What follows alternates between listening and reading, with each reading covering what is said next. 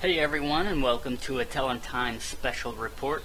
I have some viewer mail today. Also, I have info about Vanguard and Proseiban Sat.1, and I share my opinions about the servers, the desire to have countries connected, Proseiban Sat.1, and the reality of it all, in my opinion, and also information about a special event this weekend. A viewer wrote in, Colin, he emailed in and has a lengthy letter I'm just going to summarize. He talks about Proseiban Sat.1 and the European server Helgar. He watched first of all, he watched the show. Thank you for watching. And he also talks about Europeans aren't playing on the European server that much right now. As you know, there's only one US server and one European server, and it seems like the US server is the most popular one right now. And the European server, I suppose, has some people on it, but according to Colin, it's pretty much a ghost town. And he goes on eventually to mention that one of the GMs for Vanguard posted up information that Vanguard will be included with Proseiban Sat.1, the deal, and he wants to know my opinions on it and you know, what I think about the whole thing. First of all, I had to get a refresher. I'm not an expert on the Proseiban Sat.1 deal. I know Karen Bryan over at Massively.com. She is the expert on EverQuest 2, and she keeps up on all that information. But I went over the forums and read up on it. Basically, Proseiban Sat.1 is a company in Europe that SOE partnered with to publish and distribute many of the SOE games, not all of them, but many of the SOE lineup of online games in European countries or territories. So a lot of people are upset over that because they feel that's splintering the player base, and that's always been an issue, right? Splintering the player base in many MMOs. Well, I have some opinions that I wrote to Colin on, and I'm just going to go over some of them here now. First of all, to be cynical, my opinions on splintering player bases, to me, it's to the point where it doesn't really matter anymore. I think at one point it sort of mattered in MMOs because players lived in these virtual worlds, and they had a lot of tools mixed with game tools that allowed them to interact on many different levels and at many different times for many different reasons with other players. And also features that encouraged or incentivized simply talking to each other. A lot of people still like that, and I understand that, but I think that it's blown out of proportion. In my opinion, it doesn't really matter anymore, and players honestly don't really care. Players are still going to play those games, and they're still going to love those games. And yeah, I think the general consensus is they would like to have these other people. For one reason, they would like to have more people, and they'd like to, you know, have people from all over the world because that's kind of cool and neat. In today's games, it's not really needed, I don't think. I think in today's games, the games are more like video games and not really virtual worlds. It sort of just takes place in a 3D environment like Mario in 3D, right? Many of the game aspects are stripped down and streamlined. On one hand, the games are pretty much like single-player games, honestly. You basically log in, use tool. You either just click a button to use a tool to automatically be paired with a very small amount of maybe 5 or 6 people at most, and are automatically thrown into a dungeon. Run the dungeon, and it's for very selfish reasons, not to color that with a negative tone, but for very personal, individual reasons of just getting some loot and then moving on. and leaving those people behind. They might as well be faceless numbers, and might as well, in many cases, might not even well be human. I think many players would honestly agree and not have a problem with that. I talked to people in the Runes of Magic community, and I've had numerous people, numerous being 3 or more, tell me that they don't know who anyone is, they don't care, they don't even really pay attention to the color of a boss, let alone what that boss looks like. They couldn't remember the layout of a dungeon or anything. They're in it for the rewards for themselves. And I think that's true. I think that echoes a truth among all of these current games that might sound negative to be saying this, but games are games. We like games for different reasons. We play single-player games. Just because we play a single-player game and no one else is around doesn't necessarily mean we're being selfish and we're antisocial and dislike other people. No, we're just playing Red Dead Revolver or Fallout 3 or what have you, and we're all playing our games and enjoying them. But back to the MMOs, that you pretty much are thrown into an environment, and it's basically operating as a hub, and a hub to where you can try to locate 5 or 6 other people and just quickly run through a level that people still like to call dungeons, and then get your reward and then leave and then part ways.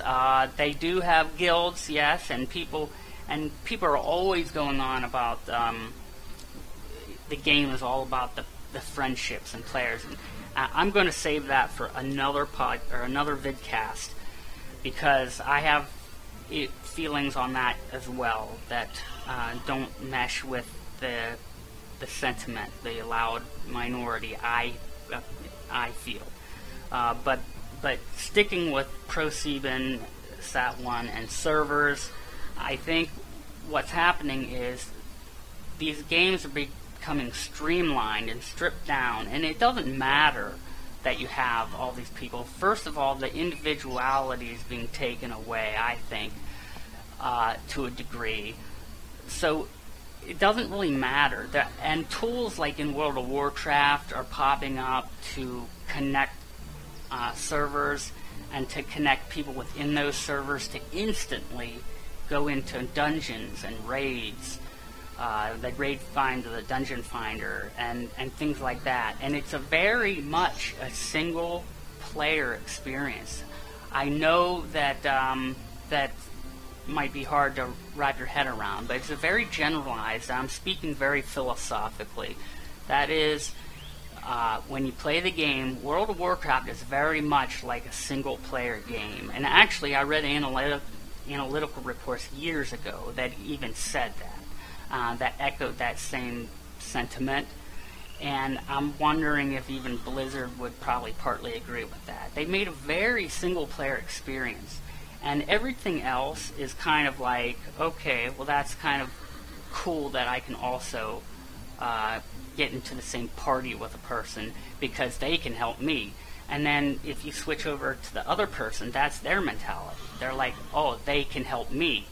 It's not like I'm going to help them. I'm going to help the other person. It's more like they can help me complete my goal, because I have one goal, because I'm a single player, and I'm doing my goal, my thing. Like I said, this isn't... I know this sounds like I'm being very cynical and very pessimistic and negative, but I'm not. I'm just trying to weigh things here. But so Proseiban Sat.1 is going to be handling a lot of stuff. They're not just going to be a publisher. They're handling marketing, and they're going to be basically doing what SOE does, like everything. It sounds like that to me anyways, or at least almost everything, but for something like 40+ European territories, and covering like 8 or 9 of the SOE games. I read a FAQ that said they were going to allow European servers and U.S. servers to intermingle, or allow players, not intermingle, but to allow players from one country to play on the other. U.S. can play on Europe and vice versa. So this worry over Proseiban Sat.1 splintering the player base, for one thing, seems to be done and over with. It seems like there is no problem with splintering the player base. There could be more information that I need to look into. I'll look all that up and maybe post up a new special report later. But that about covers what I wanted to say about Proseiban Sat.1. It doesn't seem to be it seems to be a non-issue, and my feelings over servers and splitting the player base in any MMO, anyways, to me is a non-issue, because I don't think players really care. I think MMO companies have piles and piles of analytical reports that are showing them, hey, this is a low-risk, money-saving endeavor to get licenses for all these different companies, and it might be cheaper, and it might be less hassle, less license and law, worrying about laws and licenses from different countries, and it might just be cheaper and less work overall for companies to say, hey, let's just make one deal with this country, one deal with that country, get these publishers, and if there's some deals that jive already well with countries, with country laws, like still happens mainly for Western countries, like Runes of Magic, you can get on the international servers, but that means mainly European territories and the U.S. It doesn't mean Far East countries, southern, northern. It's basically the Western countries. But I don't think that hurts the companies at all. I think it's low risk, it's cheap, it saves them time, and I think their analytical reports are probably showing that it does not harm the game in any way. The players are probably still playing and still continuing to play, and they probably have either no evidence, or they do have evidence that even if they did allow the countries to switch back and forth between servers, that it probably doesn't increase profit and increase players that much. That's my opinion. That's all speculation. But the Proseiban Sat deal has yet to actually be enacted. It will be happening with Vanguard. If it actually has some negative effects, that's yet to be seen. But also, this weekend, there's going to be a double EXP weekend starting Friday, May 25th at 1 p.m. Pacific Daylight Time for Vanguard. So you might want to make sure to hop on Friday afternoon, or wait until you're done with work or school or what have you, and you can start getting your rogues ready. That's at least what I'm doing. That's my rogue. I'm going to be slicing and dicing some and seeing what kind of experience I can build up for as long as I can play over this weekend. So that about wraps it up for this Telon Times Special Report. Come back on the weekend for the regular weekly show that comes out every weekend, every Sunday. And then you can always Twitter me I'm at Jeremy_Stratton. And I'm going to have an email set up, I think, for all my shows, not just individual shows. I think I need to figure out a way for you guys to be able to contact me other than just through the comments or through my blog. But those are options and will be in the comments and descriptions below. And I'll see you on Sunday.